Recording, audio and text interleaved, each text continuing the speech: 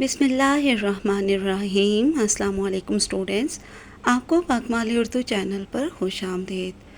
Students, हम 10वीं जमात की उर्दू की नई मॉडल दर्सी किताब में से पढ़ाई कर रहे हैं और इस सिलसिले की हमने पूरी 6 नज़में यानी कि हिस्सा नज़्म मुकम्मल तौर पर पढ़ लिया है और आज हम आखिरी नज़्म नंबर 6 जिसका उन्वान है वग़ैरह और जिसके शायर हैं प्रोफेसर अनवर मसूद, उस नज़्म का हमने आज जो है वो मशक़ी हल देखना है। और ये मशक़ी हल ये आपके सामने है, नज़्म नंबर 6 वग़ैरह का मशक़ी सवालात का हल। इसमें सबसे पहले मुहारत बोलना में एक सवाल है।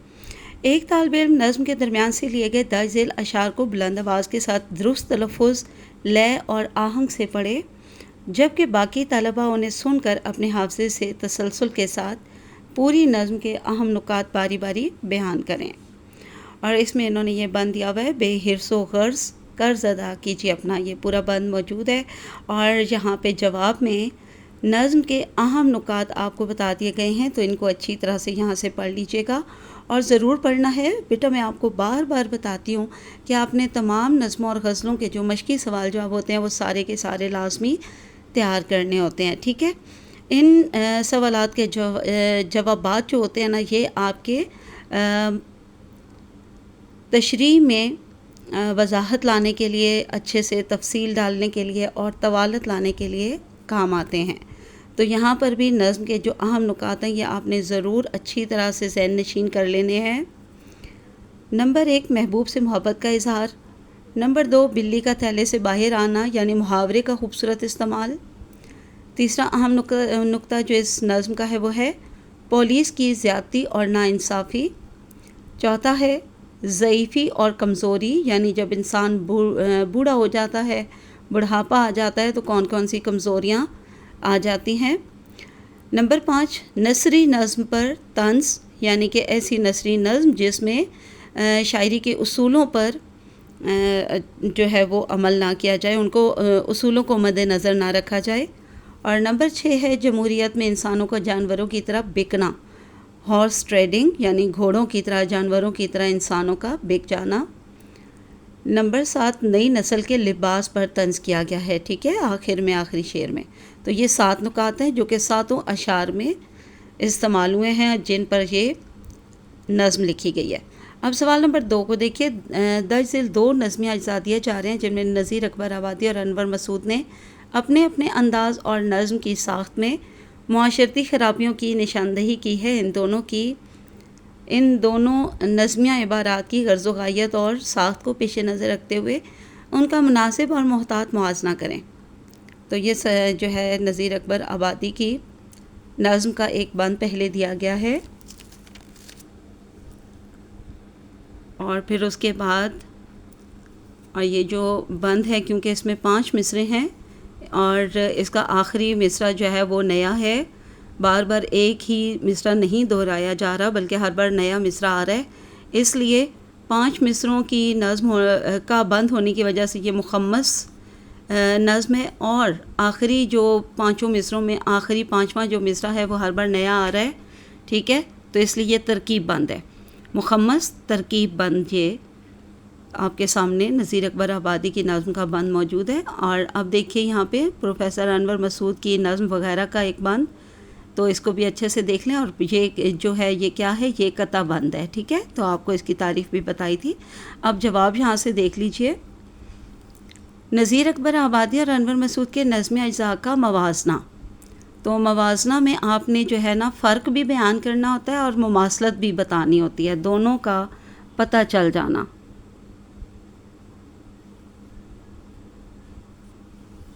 तो नज़ीर अकबर आबादी का जो तर्ज़ तहरीर है पहले वो आपको यहाँ बताया गया है, ठीक है, और उसके बाद प्रोफेसर अनवर मसूद साहब का तर्ज़ तहरीर, तर्ज़ बयान, उसलूब बयान, तर्ज़ उसलूब, ये सब जो भी आप कह लें एक ही बात है।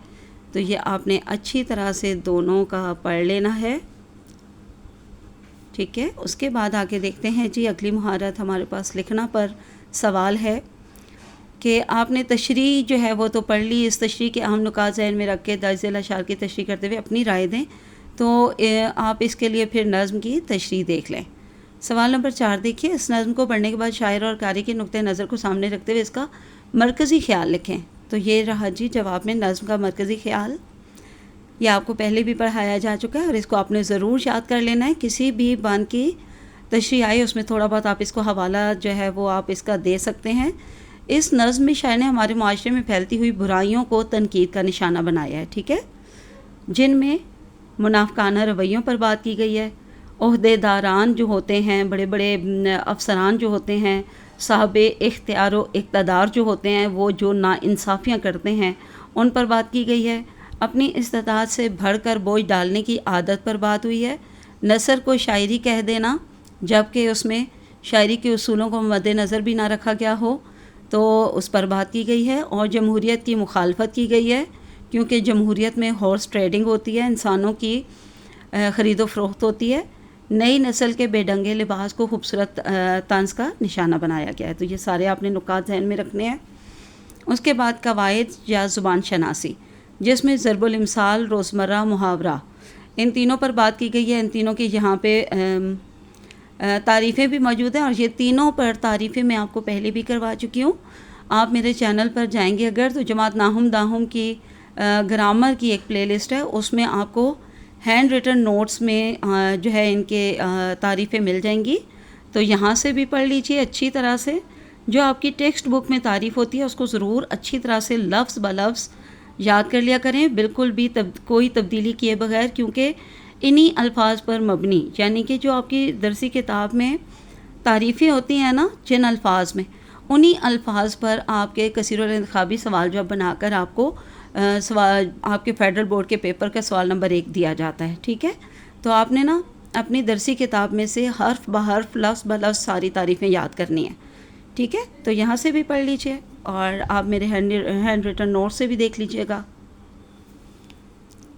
یہاں روزمرہ کی بھی تعریف آ گئی، تو یہاں سے بھی پڑھ لیجئے ضرور اچھی طرح سے۔ اور اس کے بعد دیکھیے سوال نمبر 5، یہ آپ کو لازمی تیار کرنا ہے۔ درج ذیل ضرب الامثال اور محاورات میں امتیاز کرتے ہوئے، یعنی کہ فرق کرتے ہوئے، ٹھیک ہے، تحریر و تقریر میں استعمال کے لیے جملے لکھیں۔ تو ان سب کے آپ کو معنی اور جملے یہاں پر بتا دیے گئے ہیں۔ یہ دیکھیے، آسمان ٹوٹ پڑنا، یہ ایک محاورہ ہے، نشاندہی پہلے ہم کریں گے کہ یہ ہے کیا۔ تو یہ ایک محاورہ ہے، سخت، اور اس کا معنی ہے سخت مصیبت آنا۔ باپ کی اچانک موت سے گھر والوں پر آسمان ٹوٹ پڑا۔ تو یہ ایک میں نے آپ کو پڑھ کر سمجھا دی، باقی ساری آپ لوگ خود بھی پڑھ لیجئے، اور ان کی نشاندہی بھی ضرور کرنی ہے۔ یہ ہے کیا ہے، محاورہ ہے، ضرب الامثال میں سے کچھ ہے، یا روزمرہ ہے، یا کیا ہے یہ، تو یہ پہلے ضرور پہچان کرنی ہے۔ اس کے بعد ان کے معنی آپ کو لازمی معلوم ہونے چاہیے۔ جب آپ کو معنی آتے ہوں گے تو انشاءاللہ پھر آپ اچھی طرح سے اس کا جملہ خود اپنے الفاظ میں بھی کوئی سا بھی بنا سکتے ہیں۔ جی تو اسٹوڈنٹس، اب آپ کو سرگرمی میں موجود جو سوال ہیں وہ بھی دکھاتے ہیں۔ یہ صرف آپ کو دکھا دوں گی، ان کو آپ نے خود پڑھ لینا ہے ایک بار۔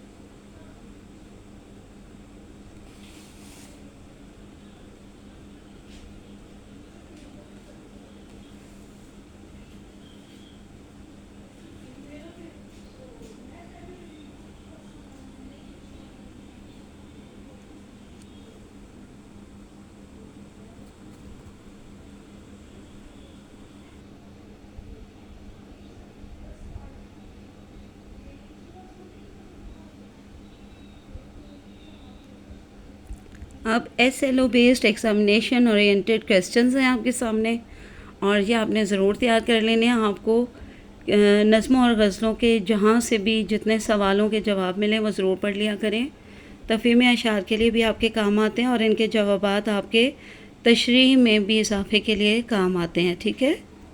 مسکان سے شاعر کی کیا مراد ہے، یہاں سے سوال نمبر 1 شروع ہو رہا ہے۔ اوپر تو آپ کو بند دیے گئے تھے جن میں سے یہ سوال بنائے گئے ہیں۔